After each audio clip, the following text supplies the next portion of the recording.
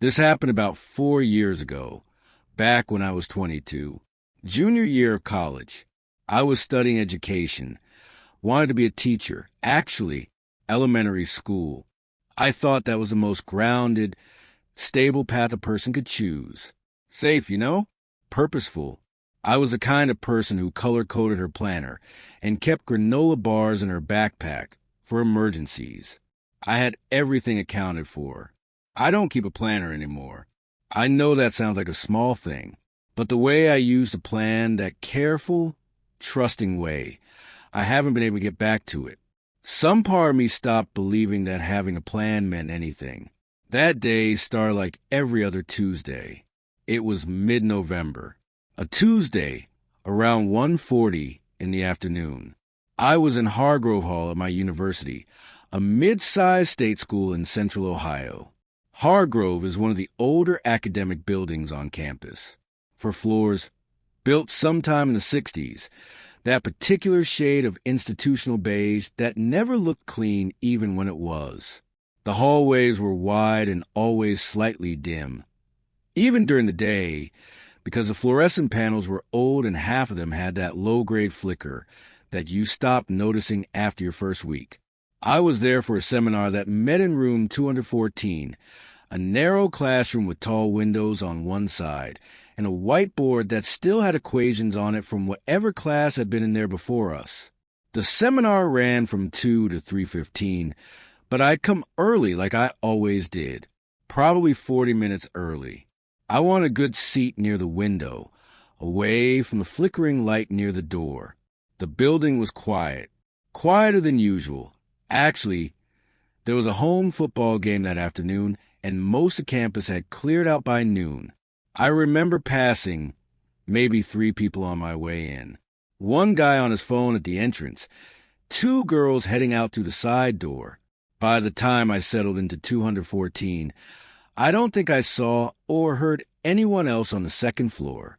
It was cold, that specific Ohio November cold that comes through old window seals even when they're closed. I had my coat on still, my bag on the desk, my notes open. Outside, the sky was flat and white. No snow yet, but close. The kind of afternoon that feels sealed off from the rest of the world. I remember that feeling clearly. Sealed off, like the building and the weather had agreed to keep everything very still. I started reviewing my notes, and for maybe 20 minutes, everything was exactly as ordinary as it sounds. The first thing I noticed was a sound from the ceiling. Not a bang, not dramatic at all. More like a drag, a slow, soft dragging, directly above where I was sitting. It moved maybe 4 feet, then stopped. I looked up. Tile ceiling, the drop panel kind. Hargrove had the same suspension grid throughout, and I knew those ceilings moved. They flex when the heating kicks on, when the floor above shifts. Old buildings breathe. My dad used to say. I told myself that's what it was. Except it happened again. Same length, same pace, same stopping point. And then, I can't fully explain why this bothered me more than the sound itself. It was followed by silence, not regular quiet. A particular kind of silence where the building's ambient hum, the hiss of the heating vent, all of it just stopped for about 4 seconds, and then came back. I sat with that for a moment, told myself the heating system had cycled. Old HVAC in old buildings does strange things. The drag was probably the ductwork contracting, pressure differential. Something technical I didn't fully understand, but that had a name, a cause, a reason. Except ductwork doesn't drag in one direction and stop. Not like something moving with intention. Not like something choosing where to stop. I closed my notebook, opened it again. I decided to believe the simple explanation. I was good at that back then. The other students were supposed to arrive around 10 to 2. At 1:55, no one had come. At first, that didn't concern me. The football game. People running late. I checked my phone. No messages from the professor. No campus alerts. I had 2 bars of signal, then one. Then it flickered to none and stayed there. I figured it was the building. Hargrove always had bad reception on the interior side of the second floor. That was the first thing. Around 1:58, I heard footsteps in the hallway. Slow. That's the word I keep coming back to. The pace was too slow for someone walking normally, not slow like someone being careful. Slow like something measuring distance. They came from the far end of the hall, past the stairwell, and stopped directly outside room 214. I waited for the door to open. It didn't. I waited another few seconds. Stood up, moved toward the door, put my hand on the handle, and before I opened it, I heard them again, same pace, moving away, back toward the stairwell. I opened the door. The hallway was empty, both directions. No one. The overhead lights at the far end had gone off. Not flickering, just off. That section of the hall sat in a flat gray shadow from the window at the end, and it looked wrong, like the proportions were slightly different in the dark, like the hallway was longer than it should have been. I closed the door and stayed inside. That's when I noticed the smell. Faint, something electrical or metallic, the kind of smell that's hard to place because you've never needed to place it before. It wasn't smoke, I was sure of that, but it wasn't nothing either. I tried my phone again. Still no signal. I thought about going to first floor where the main office was, but by this point it was past 2 o'clock, and I kept thinking, the class is about to start. Someone will be here in a minute. The professor, at least. No one came. Then the dragging sound from the ceiling started again. But this time it didn't stop. It moved slowly in a broad arc, directly above the room, corner to corner. I stood in the middle of the classroom and tracked it with my eyes. Head tilted up, it moved the way something moves when it's searching. I know how that sounds. I know it, but that's the only word I've ever found for it. Searching. And then I heard something from the wall on the far side of the room. A single knock, then 2, spaced apart. Deliberate, not pipes. Pipes don't knock twice and wait. I had stopped trying to explain it by then. That was the moment I realized I wasn't looking for a rational answer anymore. I was just standing in the center of the room, completely still, listening. And whatever logic I'd been holding on to had quietly left me. The lights went out. All of them. The entire floor, I think. 1 second they were on. Then they weren't. Then the ceiling panel above my desk came down. Not the whole tile. One corner dropped and swung, and something fell through. I don't know what. I don't know. I heard it hit the desk where I'd been sitting. I heard it move. I was already at the door. The hallway. Dark. I turned the wrong direction first. Dead end. I turned back, and something hit the wall to my left. I felt the impact more than heard it. Then another sound. Behind me. Close. The dragging again, but fast now. Fast and low. Somewhere below knee level. I ran. The stairwell. I hit the door too hard. It bounced back against me. I went through it anyway. Down the stairs. 1 flight. My bag was still upstairs. I didn't stop. First floor. The main hallway. 1 emergency light above the exit. That dim greenish light. I went for it. Outside. Cold air. Parking lot. I kept moving. Across the lot. To the sidewalk. Toward the street. Didn't look back. My lungs hurt. I stopped under a street light on the edge of campus and just stood there. A group of students walked past me on the way back from the game, laughing. One of them glanced at me and looked away. I probably looked insane. I didn't care. My phone had signal again. I didn't call anyone. I just stood there, holding it, watching the entrance to Hargrove Hall from across the street. Nothing came out. No one came out. The building just sat there, quiet, in the flat gray afternoon. I filed an incident report. Facilities came. Checked the building. Found a loose HVAC panel on the second floor. Nothing else. No structural concerns. Case closed, essentially. I never went back into Hargrove Hall. Switched my seminar to a different section, different building. Made up a story about a scheduling conflict. I still don't have an explanation, and I've made a kind of peace with that, I think. What I haven't made peace with is this. Whatever was in that building, it waited until I was alone. It didn't do anything until every last person had cleared out and the building had gone quiet. It waited until conditions were right. And sometimes I think about how long it must have been doing that.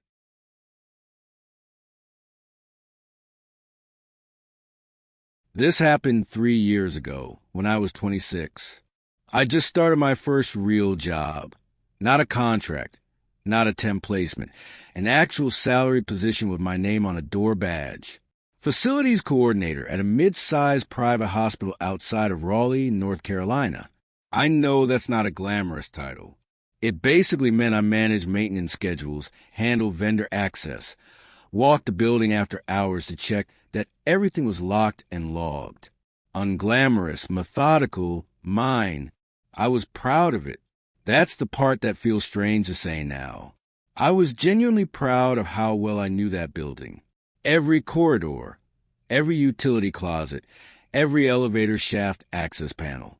I knew that hospital the way you know a place when you spend hundreds of quiet hours inside alone. I wish I still felt that way about it. I don't go back, not even to the parking lot. Raleigh Regional Medical Center. It's a real place, still operating as far as I know. The main building is 8 floors, but the section I'm talking about is the older wing, the one they call the North Annex. It was built in the late 70s, connected to the main building by a sky bridge on the 3rd floor. The annex had been partially decommissioned, administrative offices on 2 and 3, a storage level on 4, the rest shut down and waiting on a renovation budget that never seemed to arrive. It was a Thursday in late January, around 9:45 at night. The temperature had dropped to the mid-20s outside, which in that part of North Carolina means the heating systems work harder and the older ductwork in the annex makes noise all night. I was used to that. That's important to understand. I was used to the sounds of that building. I'd done this walk probably 60 times. My job that night was a standard post-hours check of the North Annex sign, the log at each floor, confirm the stairwell doors, check that the storage level was locked and sealed. I had a radio on my belt, clipped and charged. I had my key ring. I had a flashlight, though I rarely needed it because the emergency lighting on each floor was always on, that dim, even glow from the exit signs and the low-mounted path lights along the baseboards. The annex was empty. No patients, obviously. It hadn't had patients in years. The admin offices closed at 5. By 9:30, the skybridge door locked automatically from the main building side, and the only way in or out was the ground floor entrance on the north side of the building, which required my key card. I badged in at 9:47. I remember looking at my phone before I put it in my pocket, checking a text from my sister, something normal, something about a restaurant recommendation. I put the phone away and went inside. The lobby of the annex smelled like every decommissioned hospital space I'd ever been in. Dust, old floor wax, recycled air. The kind of smell that means a building has been breathing its own breath for a long time. The path lights along the floor were on. The exit sign above the stairwell door glowed red. Everything was exactly as it should have been. I started on the 2nd floor. I was on the 3rd floor, maybe 20 minutes into the walk, when I heard the scraping. It came from above me, from the 4th floor, the storage level. One long scrape, maybe 3 seconds, the kind of sound a heavy box makes when someone drags across a concrete floor. Then nothing. I stopped walking, stood still in the hallway and listened. Old buildings settle. Cold weather contracts of structural steel, and sometimes that tension releases all at once. A creak, a groan, occasionally something that sounds almost intentional. I'd heard stranger things in that annex on colder nights. I wrote it off as thermal contraction, a storage shelf settling, something stacked improperly that had finally shifted. I kept walking, finished the third floor, signed a log outside the stairwell. But here's the thing I couldn't entirely let go of. Thermal contraction doesn't have direction. It doesn't start at one end of a room and move to the other in a straight line, like something being pulled or pushed. Contraction is a whole building thing, diffuse, distributed. Not a single clean line of sound crossing the floor above your head. I told myself I was overcomplicating it. I told myself I was tired. It was almost 10 at night, and I still had 2 more floors to check. I pushed through the stairwell door and started up to 4.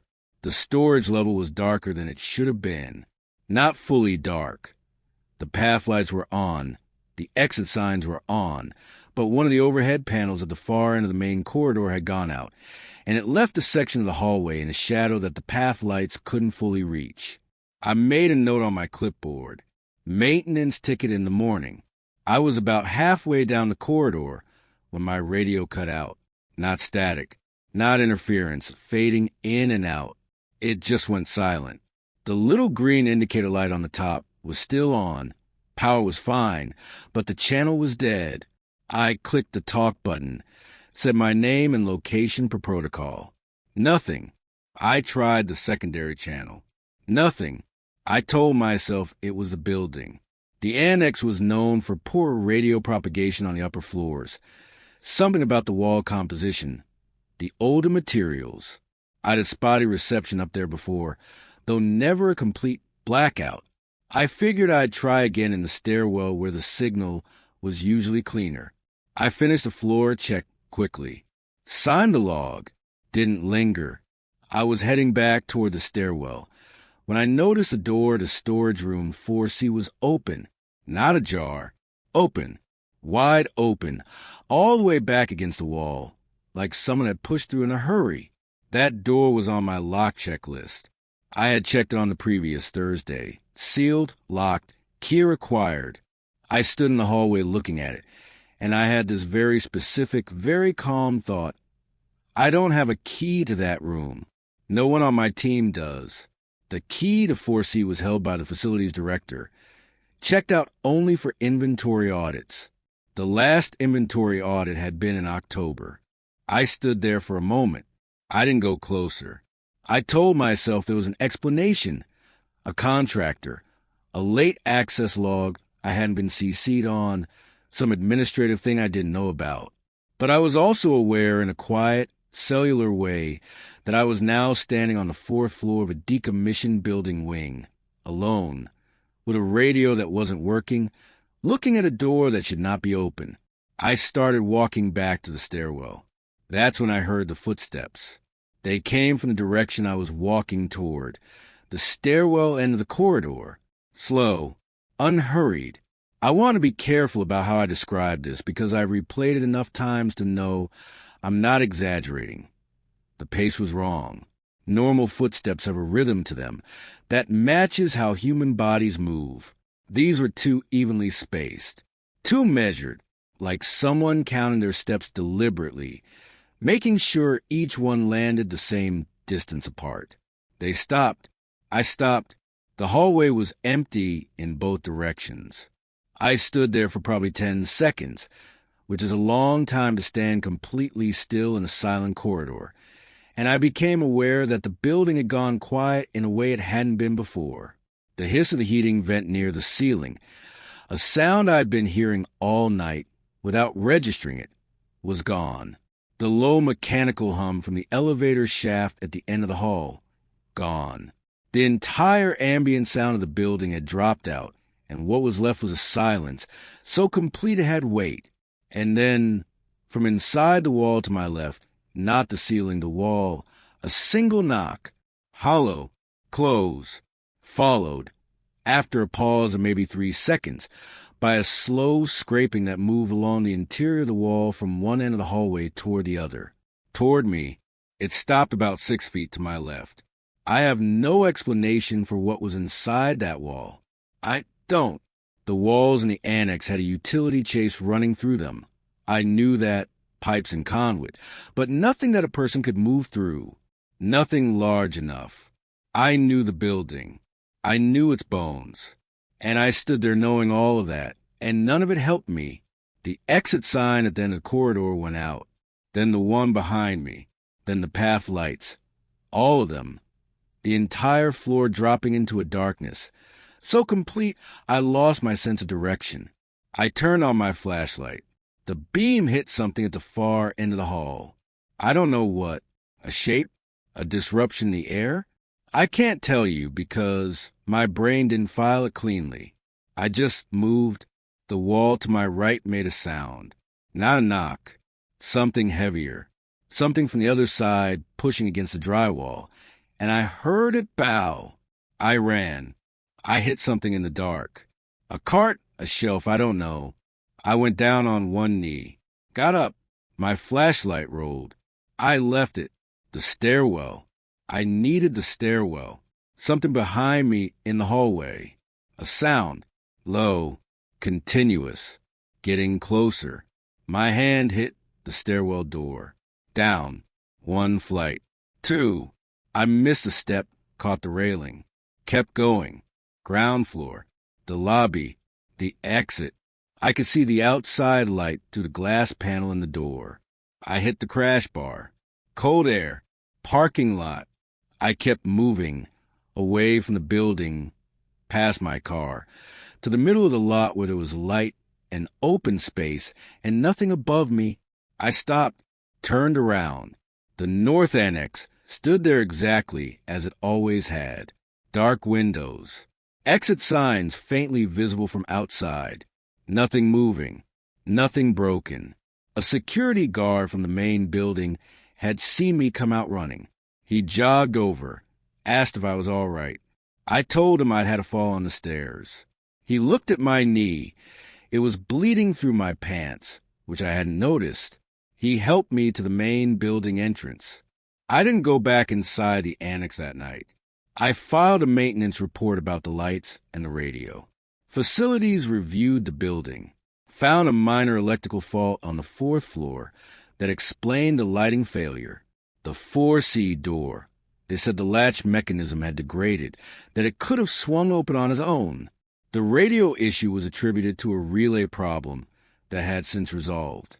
Every explanation was technically plausible. I know that. I've sat with it. What I can't account for, what none of those reports touched, was the footsteps, the wall, the specific quality of that silence, the way it wasn't just absence of sound but felt like the presence of something else entirely. I put in my notice 2 weeks later. Told them it was a better opportunity elsewhere. That was mostly true. I've thought about it a lot over the past 3 years. Less than I used to. But certain things still get me.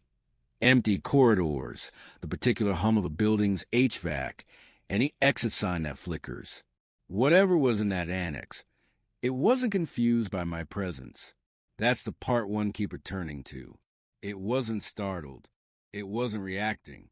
It was moving through that building like it already knew the layout better than I did. And I was the one who was supposed to know it.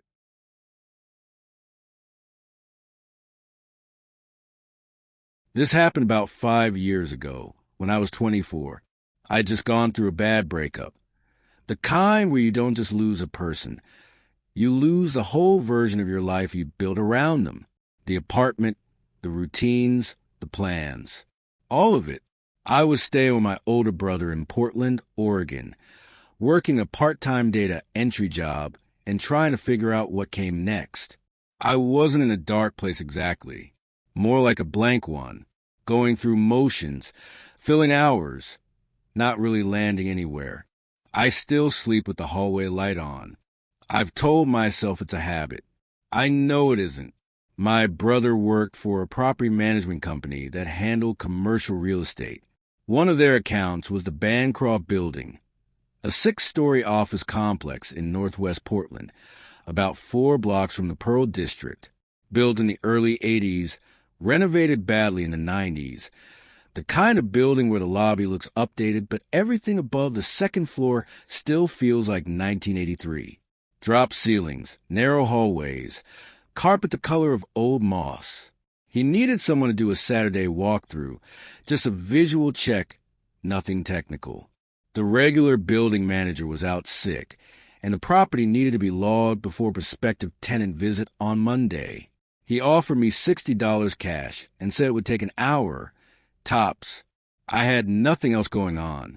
It was mid-March, a Saturday afternoon, around 3:15 when I arrived. The sky was that flat pewter gray that Portland does for 6 months of the year, and it was maybe 45 degrees outside with a wind that cut through everything. I was glad to be going indoors. The building was empty, fully vacant. The last tenant had cleared out 2 months prior. My brother had given me a key card for the main entrance and a floor plan printout with the rooms I needed to visually check and sign off on. 6 floors, 12 units, mostly open office layouts. Maybe 90 minutes of walking around with a clipboard. The lobby was fine. Clean, actually. The building super had been keeping up basic maintenance. The elevator worked. The overhead lights in the common areas were on a timer, motion activated. So they click on as I walk through. I remember thinking that was slightly unsettling in a way I couldn't quite name. Lights turning on ahead of you in an empty building. The space illuminating itself just as you arrive. I started on the 6th floor and worked my way down. 5 was fine. 4 was fine. The building was doing exactly what an empty building is supposed to do, which is nothing. I got to the 3rd floor around 4 o'clock. That's when I noticed the temperature drop. The 3rd floor was noticeably colder than the floors above it. Not dramatically, but enough that I registered it. Maybe 10 degrees cooler, that specific cold that settles in spaces that haven't had active heating in a while. I figured the HVAC was uneven. Old buildings do that, especially mid-floor where the system pressure is different. I was moving through the main corridor when I heard the tapping.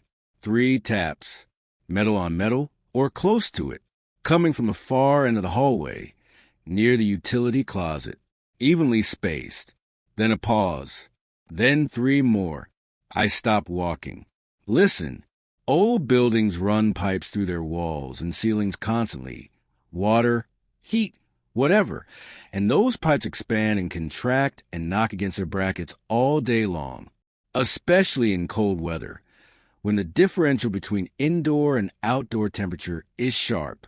3 taps meant nothing. 3 taps meant a bracket had worked loose and the pipe was knocking against the wall cavity. Except the taps came in sets of 3. Every time, with the same pause between each set. Even, regular, deliberate, not the random percussion of thermal expansion. Thermal expansion doesn't count. I wrote it down on my clipboard. Possible pipe noise, utility corridor, floor 3. Flag for maintenance. I finished the floor. I told myself I had believed the simple explanation, and I mostly had, except I took the long way back to the stairwell, the way that didn't pass the utility closet. The 2nd floor took longer than it should have. The motion-activated lights weren't triggering correctly down there. I'd step into a corridor and they'd come on, but delayed. 2, 3 seconds after I'd already walked into the dark. By the time the light came on, I was already standing in it, which meant for those few seconds I was walking the dark without knowing it. It sounds minor. It wasn't. There's something deeply wrong about light that arrives after you do. I checked my phone for signal. Habit, I guess. 1 bar. I had my brother's number pulled up just in case. I didn't call. I told myself there was nothing to call about. I was signing off on the 2nd unit on that floor when I heard the footsteps above me. 3rd floor, the floor I had just cleared. They were slow. I counted them without meaning to. 1, 2, 3, 4, and they stopped directly above where I was standing. I stood still. The building went quiet. That particular quiet where you become aware of how much ambient sound you've been filtering out, and then all of it disappears at once. I called my brother. One ring, then straight to voicemail. I texted him, "Is there anyone else in the building today?" The message showed as sent but didn't deliver. I gave it a rational frame. The building settled, or I'd misidentified the floor the sound came from, or the sound had traveled through the structure from somewhere outside. All of those were possible. Buildings in the city pick up noise from adjacent structures. I knew that, but I also knew what I'd heard. 4 footsteps. A pause. Silence. I moved to the stairwell. I was on the first floor landing, almost done, when the stairwell light went out. Not flickered. Out! The motion sensor above me had either failed or I'd somehow moved out of its range without triggering the next panel down. I was standing in a stairwell with no light source except a faint gray coming to the narrow window at the first floor landing. And that's when I heard the scraping. It came from the stairwell above me, slow, deliberate, moving down the wall, the sound of something hard being drawn along the painted concrete, 1 floor up, then closer. It paused on a landing between 2 and 3. I did not move. I have no framework for what makes a sound deliberate versus incidental. I can't point to a technical distinction. All I can tell you is that this sound had a quality to it that my body understood before my brain did, and my body had gone completely still, which is not what I do. I'm not a freeze response person. I was that day. I stopped trying to explain it. I just needed to get out. The landing door above me opened. No one had a key card. I had the key card. That door shouldn't have opened. I moved. A sound from directly above, not the scraping. Something heavier. Impact. The stairwell shook faintly. I felt it in the railing. First floor. I hit the push bar on the lobby door too hard and bounced off it. It opened. I was in the lobby. Behind me, the stairwell door. Something hit it from the other side. Once. Hard. I didn't look back. Lobby. Front door. I badged out. Outside. Wind. Cold. I was across the street before I stopped moving. I turned around. The building sat there. Glass facade, empty lobby visible through the front windows. Lights on timers doing their thing. Nothing in the lobby. Nothing at the windows. A couple walked past me on the sidewalk. I must have looked strange, standing in the cold with a clipboard, staring at an office building. They didn't stop. I walked to my car. Got in. Sat there. My brother's text came through about 10 minutes later. "Sorry, bad signal. No one else should be in there. You good?" I typed back. "Yeah, all done." I sat in the car for another 20 minutes before I drove away. I sent in the checklist. Told my brother the building was in decent shape. Flagged the lighting issue on 2 and the pipe noise on 3. He passed it along. The prospective tenant toured it on Monday. I don't know if they signed a lease. I never asked.